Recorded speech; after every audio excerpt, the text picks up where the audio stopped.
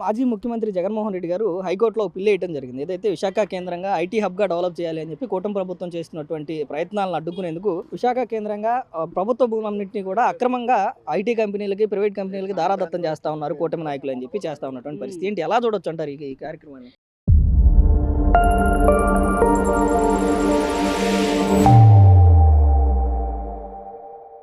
అసలు కోర్టులో తనకున్న కేసులకి లొంగాడు ఇప్పటి వరకు. తన కేసులకు ఒక్కసారి కూడా కోర్టుకి వెళ్ళని వాడు కోర్టులో పిటిషన్ వస్తే కోర్టు వారు ఎలా స్వీకరించారు? అది ధర్మమేమో, తీసుకుంటారేమో, ఎవరు వేసినా తీసుకుంటారేమో.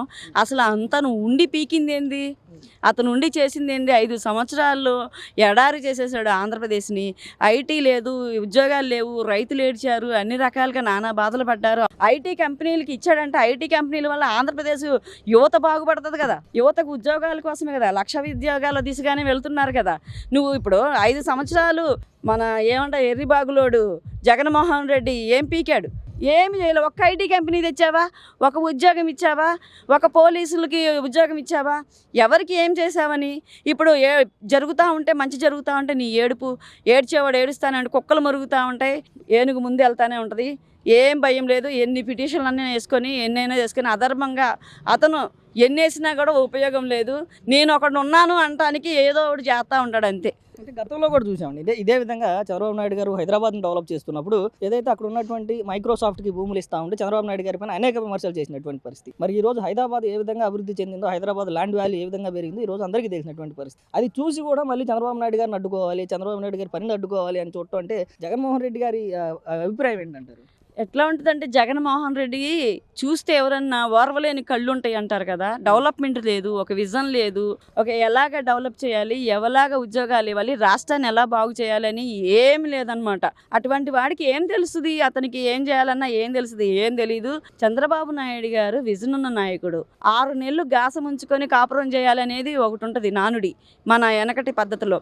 ఆ రకంగా 20 సంవత్సరాల ముందు పిల్లల భవిష్యత్తు ఎలా ఉంటుందా అని చెప్పేసి అని ఆలోచన చేసి పిల్లల భవిష్యత్తు కోసం, రాష్ట్ర భవిష్యత్తు కోసం పునాదులు వేస్తారు చంద్రబాబు నాయుడు గారు. ఇతను ఏముంది, పనోడు పందిరెత్తే పిచ్చుకలు వచ్చి పడేసిని అన్నట్టు చేస్తాడు.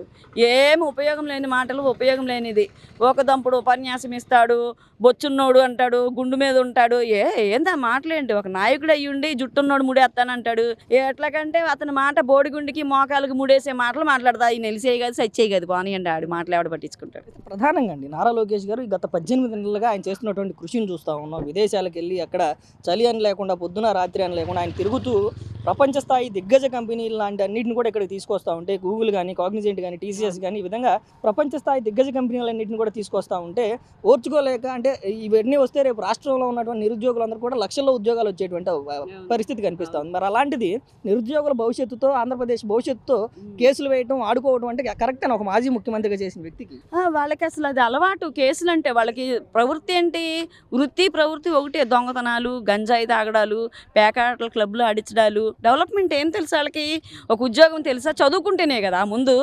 ఇప్పుడు వేరే విదేశాలకు వెళ్ళి చంద్రబాబు నాయుడు గారిని, నారా లోకేష్ గారిని నిద్రాహారాలు మానేసి అనేక కంపెనీలు, అనేక ఐటీ కంపెనీలు, అనేక సాఫ్ట్వేర్ కంపెనీలు తీసుకొచ్చి ఇక్కడున్న పిల్లలకి ఎటు వెళ్లకుండా వాళ్ళకి ఎంతో తులమా పలమా వచ్చే రకంగా ఉద్యోగాలు చూపించి వాళ్ళ బ్రతుకు వాళ్ళు బ్రతికేలాగా చూస్తున్నారు. ఇతనేమి పెడదారిని పెట్టించడమే కదా, యువతని గంజా వైపు, పేకాట్ల వైపు, చేపల షాపులు, మటన్ షాపులు అంటాము. ఇదే డెవలప్మెంట్ అనుకుంటాడు. తనకేం తెలుసు? జగన్మోహన్ రెడ్డికి ఏమీ తెలీదు. విదేశాలు వెళ్ళినా మాట్లాడాలన్నా తాతూ అంటాడు. ఇంగ్లీష్ మాట్లాడటం రాదు. ఇతర దేశాల్లో ఏ లాంగ్వేజెస్ ఉన్నాయి? అసలు అతనికి ఇప్పుడున్న మన 16 లాంగ్వేజ్లకి ఏ లాంగ్వేజ్ వచ్చో చెప్పండి? తెలుగే సరిగ్గా రాదు. నత్తిపకోడికి ఇంకేం మాట్లాడతాడు? ఏం కంపెనీలు ఎత్తాడు? ఏం సాఫ్ట్వేర్ పిల్లల్ని బాగు చేస్తాడు? అంటే అతను ఉద్దేశం ఏంటంటే ఇంకా స్కూళ్ళు మూసేయాలా, కాలేజీలు మూసేయాలా, చదువొద్దు, వాళ్ళు కేవలం నాలాగే దొంగతనాలు, దోపిడీలు, చిన్నాన్న చంపడాలు, గొడ్డల పోట్లు, నరకడాలు, రౌడీ రాజకీయం చేయాలి. ప్రజలొక్కరు అందరూ యూత్ అంతా రౌడీల వైపు, జైళ్ళన్నీ నిండాలని వాళ్ళ ఉద్దేశం. సాఫ్ట్వేర్ కంపెనీలన్నీ నిండాలనేది నారా లోకేష్ గారి ఉద్దేశం. మాజీ ముఖ్యమంత్రి జగన్మోహన్ రెడ్డి గారు విశాఖలో జరుగుతున్నటువంటి అభివృద్ధి పనులు ఏదైతే ఉన్నాయో, ఐటీ కంపెనీలు అన్నింటికి రాష్ట్ర ప్రభుత్వం అక్రమంగా భూములు కట్టబెడతా ఉంది, అక్రమంగా భూముల్ని, ప్రభుత్వ భూములన్నింటిని కూడా ధ్వంసం చేస్తూ ఉందని చెప్పి హైకోర్టులో పిటిషన్ వేసినటువంటి పరిస్థితి ఏంటి? అసలు జగన్మోహన్ రెడ్డి ఈ విధంగా చేయటం ఎలా చూడొచ్చు అంటారు? తన సొంత సిమెంట్ కంపెనీకి సున్నపు గనులు ఏ విధంగా ఇచ్చాడైనా? అక్రమంగా ఇచ్చాడా, సక్రమంగా ఇచ్చాడా? కృష్ణా జలాల్ని ఎన్ని సంవత్సరాలు ఆయన జలాలను వాడుకోమని సిమెంట్ ఫ్యాక్టరీకి ఇచ్చాడు? మరి అక్రమమా సక్రమమా? అంటే నీ కంపెనీకి నువ్వు చేసేసుకున్నావు. ప్రజల కోసం, కాబోయే భావి భారత పౌరుల యొక్క భవిష్యత్తు కోసం పునాదులు వేస్తున్న చంద్రబాబు నాయుడు గారి ఆలోచనలకి, ఆచరిస్తున్న లోకేష్ బాబు గారి యొక్క ఆచరణకి అడ్డుపడుతున్నాడు ఈ సైనికుడు అనేది ప్రజలకు అందరికీ తెలుసు. కొంతమంది వివేకులు, చదువుకున్న వాళ్ళు ఇంకా ఆయన వెనక ఉన్నారు. వాళ్ళకి మత్తు వదలట్లా. ఇది ఎలా ఉందంటే ఒక సైకోకి తోడు 100 మంది సైకోలు తయారవుతారని వీళ్ళందరూ సైకోల కింద తయారయ్యి ఈ రాష్ట్రాన్ని అభివృద్ధి పదం నుంచి వెనక్కి తీసుకురావాలి, చంద్రబాబు నాయుడు గారి కంపెనీలు తీసుకొచ్చేస్తున్నారని చెప్పి ప్రతి కంపెనీలకి ఈమెయిల్స్ పెడతాం. ఇవన్నీ మనందరికీ సోషల్ మీడియాలో చూస్తున్నాం. కానీ దీనికి విరుగుడు ఏంటంటే భావి భారత పౌరులందరూ సోషల్ మీడియాలో వాస్తవాలు చెప్పాలి, వాస్తవాలు ప్రజలు గ్రహించాలి. రాష్ట్ర అభివృద్ధి కోసం చంద్రబాబు నాయుడు గారు కంకణం కట్టుకున్నారు. మరి ఆయనకున్న ఇంత పెద్ద వయసులో ఆయన ప్రశాంతంగా మనవడితో ఆడుకోవచ్చు. కానీ నా మనవడు కాదు, ఈ ఆంధ్రప్రదేశ్లో ఉన్న ప్రతి ఒక్కళ్ళు నాకు తమ్ముళ్ళు, అక్కలు, అన్నలు, వదిళ్ళు, వాళ్ళ భవిష్యత్తు ముఖ్యం. ఆంధ్రప్రదేశ్ యొక్క చరిత్ర ప్రపంచం గుర్తించాలి అనే తపనతో తింటున్నారో తినట్లేదో, పడుకుంటున్నారో పడుకోవట్లేదు ఈ రాష్ట్ర అభివృద్ధి కోసం తండ్రి కొడుకులు పవన్ కళ్యాణ్ గారి సలహాలు, సూచనలు, మోడీ గారి యొక్క ఆలోచనల పరిధిగా పరిగెడుతుంటే ప్రపంచ దేశాలన్నీ ఈ అభివృద్ధిని చూసి గుర్తిస్తుంటే ఈయనకు ఒక్కడికే కనబడట్లా. అక్రమాలు ఒక్కటి ఈయనకు ఒక్కడికే కనబడుతున్నాయి. మరి మిగతా వాళ్ళకి ఎందుకు కనబడట్లేదు అంటే ఆయన బుద్ధి అర్థమవుతుంది కదా. ఇప్పుడు పచ్చకామలో లోకం అంతా పచ్చగా ఉన్నట్టు ఆక్రమణలు చేసి మన ఆంధ్రప్రదేశ్ యొక్క సంపదని కోట్లాది రూపాయలు దోసేసినోడికి అన్నీ దోసేసుకున్నట్టే కనబడుతున్నాయి. ఇందులో అసలు సందేహం లేదు. ఆయన ఈ రాష్ట్రాన్ని సర్వనాశనం చేసి సంకనాకించాలనే సదుద్దేశంతో ప్రయాణం చేస్తున్నాడు. జగన్మోహన్ రెడ్డి గారి ఉద్దేశం ఏంటంటారు? ఇప్పుడు ఇప్పటికే ఆంధ్రప్రదేశ్లో ఉన్న చదువుకున్న యువత అంతా కూడా ఈ ఐటీ ఉద్యోగాల కోసం అటు బెంగళూరు, ఇటు హైదరాబాద్, చెన్నై వెళ్ళేటువంటి పరిస్థితుల నుంచి ఇటు మిగతా రాష్ట్రాలు మరి కొద్ది రోజుల్లో మనం కూడా వైజాగ్లో ఉద్యోగాలు చేసుకునే స్థాయికి లోకేష్ గారు పనిచేస్తూ ఉంటే ఇంకా మన యువత అంతా కూడా వేరే రాష్ట్రాలకు వెళ్ళే విధంగా జగన్మోహన్ రెడ్డి ఆలోచిస్తూ పిటిషన్లు వేస్తూ ఉన్నటువంటి పరిస్థితి ఏంటి? జగన్మోహన్ రెడ్డి గారికి ఇంకా మన రాష్ట్ర ప్రజలందరూ కూడా వేరే రాష్ట్రాలకు పని చేసుకోవటే కావాలంటారు. అంటే ఆయనకి ఎంతసేపు ఇక్కడ సోమరులు కావాలి, పని చేసేవాళ్ళు మన రాష్ట్రంలో ఉండకూడదు, మన రాష్ట్రం అభివృద్ధి చెందకూడదు, సోమరులు ఉండాలి. ఆ సోమరులకి ఏదో ఒక పథకాలు ఇచ్చేసి ఈ వెనక్కి తిప్పుకోవాలి. అది ఆయన ఎజెండా. కానీ చంద్రబాబు నాయుడు గారిది కానీ లోకేష్ గారి ఎజెండా ఏంటంటే భావి భారత పౌరులు ఇవాళ ఆలోచించట్లేదు. అది రాబోయే ఒక 25-30 సంవత్సరాలు యువత వస్తే ఆ యువతకి అవకాశాలు ఎక్కడ ఉండాలి. ఫర్ ఎగ్జాంపుల్ ఇవాళ హైదరాబాద్ వెళ్ళి ఒక ఫ్యామిలీ ఉద్యోగం చేస్తుంది అనుకున్నాం సార్, ఆయనకు 1 లక్ష రూపాయలు శాలరీ. అక్కడ ఇంటి ఎంత కట్టాలండి? 20,000 25,000 కట్టాలా? అపార్ట్మెంట్ తీసుకుంటే 20,000, దాని మెయింటెనెన్స్ ఇవన్నీ ఖర్చులు, స్కూల్లో పిల్లలు చేయని ఖర్చులు. అదే సొంత ఇంట్లో ఉంటే ఆ 10,000 అక్కడ మిగులుతాయి కదా. మరి అది ఆలోచిస్తున్నారు. ఆ 10,000 ఎక్కడ ఖర్చు పెడతాడు సార్? ఇప్పుడు ఆయన 1 లక్ష రూపాయలు ఖర్చు పెట్టి సంపాదించి 1 లక్ష రూపాయలు హైదరాబాద్లో ఖర్చు పెడుతుంటే ట్యాక్సెస్ రూపాయలు హైదరాబాద్ మన ఆంధ్రప్రదేశ్ గవర్నమెంట్కి వెళ్తాయి, తెలంగాణ గవర్నమెంట్కి. మరి అదే ఆంధ్రప్రదేశ్లో 1 లక్ష రూపాయలు ఖర్చు పెడితే ఎవరికి వస్తాయి ట్యాక్సులు? ఆ ట్యాక్సులు చంద్రబాబు నాయుడు జేబులోకి వెళ్తాయా, లేదా లోకేష్ బాబు గారి జేబులోకి వెళ్తాయా? ఈ రాష్ట్ర అభివృద్ధికి ఉపయోగపడతాయి. ఇప్పుడు నేను అమరావతిలో చూసి వస్తున్నా, కట్టడాలు ఇదివరకు ఎలా ఉన్నాయండి, ఇవాళ ఎలా జరుగుతున్నాయి కట్టడాలు? 80% 90% అయిపోయినవి కూడా ఆయన పూర్తి చేయలే. పోలవరం ప్రాజెక్టు 72% పూర్తయింది, చంద్రబాబు నాయుడు గారు దిగాడు. ఆయనకి 2% 3% చేయడానికి ఆగమేఘాలు లెక్కెట్టాడు. మరి ఇవాళ చూడండి కట్ ఆఫ్ డేట్ ఇస్తున్నారు. మీకు ఎక్కల విజయవాడ ఇక్కడ మనకి దగ్గరలో ఉన్న వెస్ట్ బైపాస్ ఎన్నాళ్ళ నుంచి మొదలు పెట్టారని ఇప్పుడు చూడండి. వాళ్ళ వెస్ట్ బైపాస్ నుంచి వస్తుంటే విజయవాడ రావాలంటే ట్రాఫిక్ సమస్య పోతుంది. హైదరాబాద్ వెళ్ళే వాళ్ళకి హ్యాపీగా హైదరాబాద్ వెళ్ళిపోతున్నారు. ఐటీ కంపెనీలకు భూమి ఇవ్వటం తప్పు. మాజీ ముఖ్యమంత్రి జగన్మోహన్ రెడ్డి గారు చెప్పేది అంటే భూములు ఎవరికి ఇవ్వాలా? ఆయన ప్రకారం ఏంటంటే గతంలో అంటే వారి నాన్నగారు ముఖ్యమంత్రిగా చేసినప్పుడు లేపాక్షి నాలెడ్జ్ హబ్ అని అనంతపురంలో ఇచ్చారు. ఇక్కడ వాన్పిక్ భూములను ఇచ్చారు బాపట్ల, చీరాల వైపు. అక్కడ సరస్వతి భూములను ఇచ్చారు మాచర్ల వైపు. కడపలో చూసుకుంటే బ్రాహ్మణి స్టీల్స్ అని ఇచ్చారు. కానీ ఒక్క దగ్గరన్నా ఒకటన్నా పెట్టారా అంటే వీళ్ళకి ఏంటంటే ప్రజల నుంచి లాక్కోవటమే తెలుసు. లాక్కొని వాళ్ళ ఆదాయం పెంచుకోవటం వరకే వాళ్ళ దృష్టి పెడుతున్నారు తప్పితే వేరే ఉద్దేశం లేదు. అదే గతంలో తెలంగాణలో భూములు ఇచ్చారు. ఎవరికి ఇచ్చారు? ఐటీ కంపెనీ మైక్రోసాఫ్ట్కి ఇచ్చారు. అట్లా ఐటీ కంపెనీలకు ఇస్తే హైదరాబాద్ ఇప్పుడు ఏ రకంగా అభివృద్ధి చెందిందో భారతదేశంలోనే అంతకుముందు సిలికాన్ వ్యాలీ అనేది భారతదేశ సిలికాన్ వ్యాలీ అని బెంగళూరుని అనేవాళ్ళు. దాన్ని తలదనే విధంగా ఇప్పుడు హైదరాబాద్ రూపొందం చెందింది. నారా చంద్రబాబు నాయుడు గారు మామూలుగా సైబరాబాద్కి ఏ విధంగా అయితే మద్దతు తెలిపి ఆయన ప్రాచుర్యం కల్పించారో దాని తర్వాత ఉమ్మడి ఆంధ్ర రాష్ట్రంలో ఉన్న ప్రతి ఇంట్లో ఒక తెలుగువాడంతా కూడా ఐటీ జాబులు తెచ్చుకోవటం కానీ అమెరికా పోవటం కానీ జరిగింది. అదేవిధంగా ఇప్పుడు విభజిత ఆంధ్రప్రదేశ్ ఏర్పడ్డాక మనకి కంపెనీలు కానీ ఏమీ లేకపోతే, ఎందుకంటే మనకి ఇప్పుడు అప్పటి హైదరాబాద్ మన దగ్గర లేదు, మనం అభివృద్ధి చేసిన హైదరాబాద్ లేదు. కాబట్టి మనం అభివృద్ధి చేసుకోవాలి. విశాఖపట్నం ఐటీకి అభివృద్ధి చెందటానికి సానుకూలత ఉంది. అక్కడ ఓడరేవు ఉండటం కానీ, అట్లా విమానాశ్రయం అని కానీ, ప్లస్ కాస్మోపాలిటన్ సిటీ. అంతకుముందే ఆడ పోర్ట్ ఉండటం, స్టీల్ ప్లాంట్ ఉండటం, వీటన్ని కాస్మోపాలిటన్ కల్చర్ ఉంది. అక్కడ త్వరితగతిన అభివృద్ధి చేస్తే మన ఆంధ్ర రాష్ట్ర ప్రజలందరికీ కూడా ఉద్యోగ అవకాశాలు కల్పించవచ్చు. ఆంధ్ర రాష్ట్రంలో ఉన్న రెవెన్యూ కూడా అభివృద్ధి చెందిద్ది. అందుకోసం టీసీఎస్కి, కాగ్నిజెంట్కి భూములు ఇచ్చినా కూడా, వేరే కంపెనీలకు ఇచ్చినా, టీసీఎస్కి ఇచ్చినా వాళ్ళు అభివృద్ధి చేస్తామని చెప్పి వాళ్ళు మాట ఇచ్చారు. కాబట్టి ఇన్ని వేల ఉద్యోగాలు ఇస్తామని వాళ్ళంతా ఇచ్చాకే మామూలుగా నారా లోకేష్ గారు భూములు ఇస్తాం, ఆయన మళ్ళీ దేశ విదేశాలు తిరిగి ఇటు మీద కంపెనీలన్నింటినీ, లేదంటే ఆయనకేం అవసరం ఉందండి, రోజు పోయి అర్ధరాత్రి ఆ చలిలో కూడా తిరుగుతా మళ్ళీ మీటింగ్కి టైం అవుతుందంటే ట్రాఫిక్ జామ్ అయితే మామూలుగా దావోస్కి వెళ్ళినప్పుడు మళ్ళీ ఆయనే ఫైల్ పట్టుకొని చేత పట్టుకొని నడుచుకుంటా కూడా వెళ్ళారు. అది ఎవరి కోసం? మన ఆంధ్ర రాష్ట్ర ప్రజల కోసం. అంతేగాని ఆయన వ్యక్తిగతంగా ఆస్తులు కూడా పెట్టుకోవడానికి కాదుగా. 5 సంవత్సరాలు జగన్మోహన్ రెడ్డి గారు ఎలాంటి కంపెనీలు తీసుకురాకపోగా, మీరు అన్నట్లుగా గతంలో ఉన్నటువంటి ఈ కుటుంబంలో ఉన్నటువంటి వ్యక్తులందరూ కూడా ప్రభుత్వ భూముల్ని వారి సొంత అవసరాలకు ఉపయోగించుకోకపోగా, ఇప్పుడు రాష్ట్ర అభివృద్ధి కోసం రాష్ట్రంలో ఉన్నటువంటి నిరుద్యోగ యువతకి అందరూ కూడా ఉద్యోగాలు కల్పించాలని చెప్పి ప్రపంచ స్థాయి దిగ్గజ కంపెనీలన్నింటిని కూడా తీసుకొస్తా ఉంటే, వాటిని కూడా రానివ్వకుండా ఇది తప్పు అని చెప్పి అభివృద్ధిని కూడా అడ్డుకునే విధంగా రాజకీయం చేయడం అవసరం అంటారా?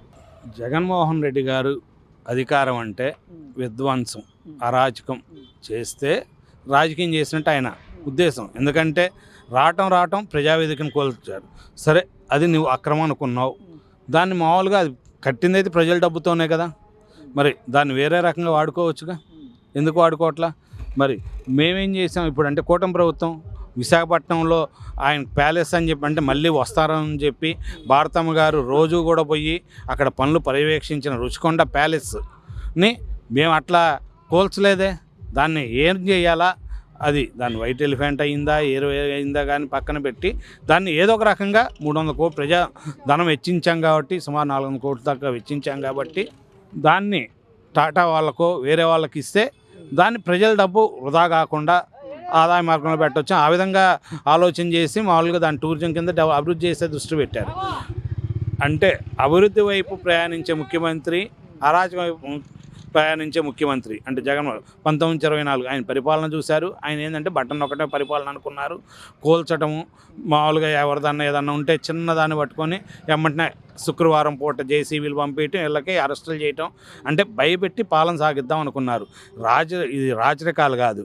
ప్రజలు మామూలుగా 151 నుంచి 11కు పడేసినా కూడా ఆయనకి ఇప్పటికి కూడా మరి ఏమాత్రం కూడా ఆయనకి జ్ఞానం తెచ్చుకుంటున్నట్లేరు. మరి ఆయన సలహాదారులు అప్పుడు ఎంతోమంది సలహాదారులు పెట్టుకున్నారు. ఒక సలహాదారుడన్నా ఆయనకి మంచి సలహాలు ఇచ్చి మన అభివృద్ధి గురించి మాట్లాడితే కొంచెం మనం కూడా ఎదుగుతాం రాజకీయం. ఎందుకంటే అది రాజకీయ పార్టీ కాబట్టి ఏ రాజకీయ పార్టీ అయినా ఎదగాలని కోరుకున్నది. కాబట్టి ఆ విధంగా సలహాలు ఇవ్వాలని చెప్పి గతంలో ఉన్న సకల శాఖల మంత్రి సజ్జల రామకృష్ణారెడ్డి గారికి కూడా తెలియజేస్తాం. మాజీ ముఖ్యమంత్రి జగన్మోహన్ రెడ్డి గారు హైకోర్టులో పిల్లు దాఖలు చేయడం జరిగింది. ఏదైతే విశాఖ కేంద్రంగా ఐటీ హబ్గా కూటమి ప్రభుత్వం డెవలప్ చేయాలి అని చెప్పి భూములను ఇస్తున్నటువంటి సందర్భంలో దాన్ని అడ్డుకొని అభివృద్ధిని కూడా అడ్డుకునే విధంగా పిల్లు వేసినటువంటి పరిస్థితి ఏంటి అంటే, రాష్ట్ర అభివృద్ధి కూడా అడ్డుకోవటం అనేది ఎలా చూడొచ్చు అంటారు? ఆయనకి రాష్ట్ర అభివృద్ధి నుండి మొట్టమొదటి నుండి కూడా అడ్డుకోవడమే అలవాటుగా మారింది. ఏంటంటే గత ప్రభుత్వంలో ఏంటంటే వైజాగ్ వరకు మాత్రం జయసాయిరెడ్డి గారు ఇన్ని భూముల్లో దందాలు అంటే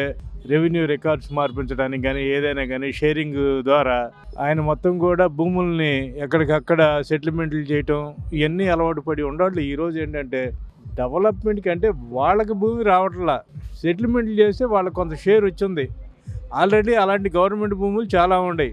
అప్పట్లో రికార్డులు చేస్తాము రెవెన్యూతో వాళ్ళతో కానీ రైతులతో కానీ కమిట్ అయ్యి ఈరోజు ఆగిపోయి ఉన్న భూముల్ని ప్రత్యేకంగా నారా లోకేష్ గారు రాష్ట్రాన్ని డెవలప్ చేయాలి, యువతకి ఉద్యోగ ఉపాధి అవకాశాలు ఎక్కువ కల్పించాలి అనే భావనతో మనకి వైజాగ్లో ఐటీ హబ్ గాను, ఇక్కడ మంగళగిరిలో కూడా ఎన్నో సాఫ్ట్వేర్ కంపెనీలు వస్తున్నాయి, ఇంకా ముందు రాబోతున్నాయి కూడా. వచ్చిన 18 నెలల్లో కూడా ఎంతో డెవలప్మెంట్ అయ్యి రాష్ట్రం అభివృద్ధి చెందుతుంది. ఈ అభివృద్ధి చెందేదానికి ఆయన ఏంటంటే 3 రాష్ట్రాలు అని చెప్పేసి 3 ముక్కలు చేసి ఒక రాష్ట్రంలో అభివృద్ధి అనే దాన్ని లేకుండా సంక్షేమం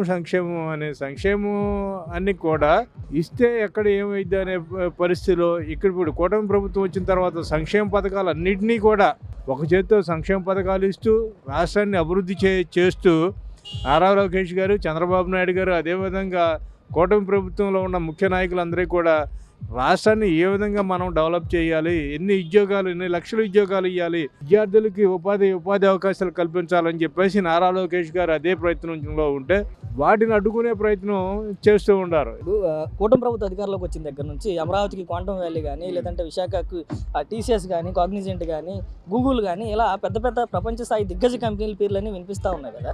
మరి గత 5 సంవత్సరాలు జగన్మోహన్ రెడ్డి ముఖ్యమంత్రిగా ఉన్న 5 సంవత్సరాల్లో ఈ స్థాయి కంపెనీలు కానీ, లేదంటే ఈ విధమైనటువంటి కంపెనీలు గారు వచ్చినటువంటి దాఖలాలు కానీ వస్తే ఏంటవి? ఎక్కడ వచ్చిన దాఖలాలు లేవండి. వస్తే ఏంటంటే ఆయన ఎప్పుడు కూడా అధికారం వచ్చేదాకా ప్రజల్లో ఉండి అధికారం వచ్చిన తర్వాత ఆయన ప్యాలెస్లోనే ఉన్నాడే కానీ ఏ రోజు బయటికి రాలా. బయట ప్రపంచం ఏం జరుగుతుంది, ఎంతమందికి మనం పోలీసులకి మన కానిస్టేబుల్స్ పోస్టింగ్లు కానీ, లేకపోతే ఉపాధి అవకాశాలను మనం గవర్నమెంట్ ద్వారా కానీ ప్రైవేటు పరంగా కానీ ఏ విధంగా కల్పించాలి, ఏ విధంగా రాష్ట్రాన్ని డెవలప్ చేయాలి అనే ఆలోచన ఏ రోజు కూడా లేదు. ఇవన్నీ లేకపోవడం వల్ల ఆయనకి ఒక 11 సీట్లకే పరిమితం చేశారు. ప్రధానంగా అంటే నారా లోకేష్ గారు యోగాలం పాదయాత్రలో చెప్పినట్టుగా ఏదైతే 5 సంవత్సరాల్లో 20 లక్షల ఉద్యోగ కల్పన ఖచ్చితంగా చేస్తామంటూ ప్రైవేట్ కానీ ప్రభుత్వ రంగ ఉద్యోగాల్లో అని చెప్పి 20 లక్షలు ఖచ్చితంగా ఇస్తానని చెప్పి లోకేష్ గారు చెప్పి ఆ విధంగా అడుగులు వేస్తూ ఉంటే ఈ విధంగా ఐటీ కంపెనీలు కానీ, లేదంటే మొన్న వచ్చినటువంటి డిఎస్సి కానీ, కానిస్టేబుల్ కానీ, ఇలా చెప్పుకుంటూ పోతే అభివృద్ధి వైపు ఏదైతే లోకేష్ గారు ఇచ్చినటువంటి మాట వైపు అడుగులు వేస్తూ ఉంటే ఏకాడికి జగన్మోహన్ రెడ్డి గారు దాన్ని ఆపే ప్రయత్నం చేయటం అంటే నిరుద్యోగుల భవిష్యత్తు పైన కొట్టినట్టు. నిరుద్యోగ భవిష్యత్తు కానీ ఆంధ్ర రాష్ట్ర భవిష్యత్తునే తీసేస్తున్నారు. నిరుద్యోగం అనేది ఇప్పుడు సంపద అనేది సృష్టించాలి. ఒక రైతు బాగుంటే ఒక దేశం బాగుంటుంది, ఒక విద్యార్థి బాగుంటే ఒక సాఫ్ట్వేర్ కానీ, ఏఐ కానీ, ఇప్పుడు ఎన్నో సాఫ్ట్వేర్ టెక్నాలజీ డెవలప్ అయింది. ఈ టెక్నాలజీ డెవలప్ అయిన దాంట్లో మనం కూడా గవర్నమెంట్ నుంచి సహాయ సహకారాలతో విద్యార్థులకు కానీ అన్ని వాళ్ళ భవిష్యత్తు గురించి ముందుగానే ఎక్స్ప్లెయిన్ చేసి ఉద్యోగ అవకాశాలు కల్పిస్తున్నారు. దానిని అడ్డుకునే ప్రయత్నం అంటే రాష్ట్రాన్ని అభివృద్ధి చెందకుండా ఆపుతున్నట్టే. అన్న జగన్మోహన్ రెడ్డి ఏది కూడా అభివృద్ధిని నోచుకోడు. ఎందుకంటే అతను చేసిందంతా అరాచక ప్రభుత్వం, అరాచక పాలనే చేశాడు. ఋషికొండని బోడిగుండు చేశాడు. అలాంటి వ్యక్తికి అభివృద్ధి అంటే ఏం తెలిసిద్ది? నారా చంద్రబాబు నాయుడు, లోకేష్ గారు ఎన్నో కంపెనీలను తీసుకొచ్చి ఈ సంవత్సరంన్నరలో ఏ రాష్ట్ర ప్రభుత్వం చేయనంత అభివృద్ధిగా ఎన్నో పెట్టుబడులను తీసుకొచ్చారు. అదే కూటమి ప్రభుత్వం ఎంతో అభివృద్ధి చేస్తుంటే ఆ కళ్ళమంట ఆర్చుకోలేక ఇట్లా అడ్డు పెడతా ఉన్నారు.